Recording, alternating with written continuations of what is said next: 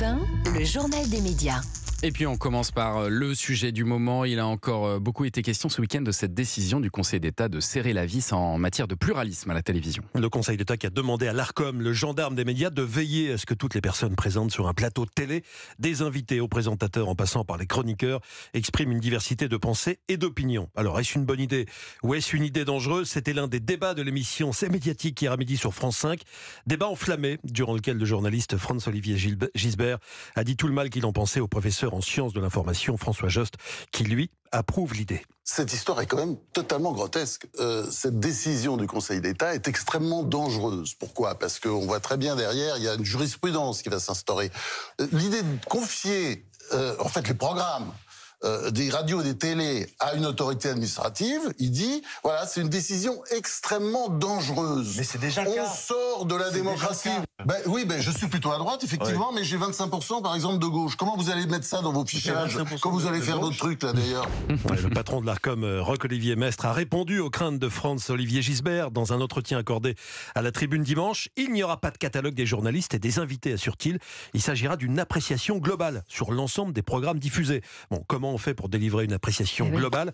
L'Arcom est en train de réfléchir aux règles à mettre en œuvre. Par ailleurs, Roch-Olivier Mestre rappelle que la demande du Conseil d'État ne concerne pas que CNews, mais l'ensemble des chaînes du public et du privé. Il rappelle aussi que l'Arcom n'a pas vocation à être une police de la pensée, mais qu'elle est là uniquement pour faire appliquer la loi. Pour la toute première fois de son histoire, le journal L'Humanité a interviewé un président de la République en exercice. 5 pages d'interview d'Emmanuel Macron ce matin dans le journal L'Humanité. C'est un événement et donc une première pour ce quotidien qui a pourtant 120 ans. Et dans cet entretien, il est beaucoup question de l'entrée de Missak Manouchian cette semaine au Panthéon, mais aussi, on y revient au pluralisme dans les médias. Le président de la République dit espérer que les états généraux de la presse qu'il a lancés permettent de proposer un modèle économique pour garantir le pluralisme. Sans cela, dit le chef de l'État, seuls des gens fortunés pourront posséder des titres de presse. Et puis les Césars du cinéma français auront lieu dans une semaine à l'Olympia. Ils seront à suivre sur Canal+, sur Europe 1. À J-7, on lance notre compte à rebours aujourd'hui. Et chaque jour jusqu'au jour J, jusqu'à vendredi, je vous propose d'écouter un ou une nommée aujourd'hui la réalisatrice Justine Triet, dont le film Anatomie d'une chute totalise 11 nominations, notamment dans les catégories meilleur film ou meilleur réalisateur. Alors après avoir eu la Palme d'Or l'an dernier, le film enchaîne les prix en ce moment. Il vient de décrocher le Goya du meilleur film européen en Espagne, puis hier soir le BAFTA du meilleur scénario original. Juste après les Césars, Justine Triet filera à Los Angeles pour les Oscars.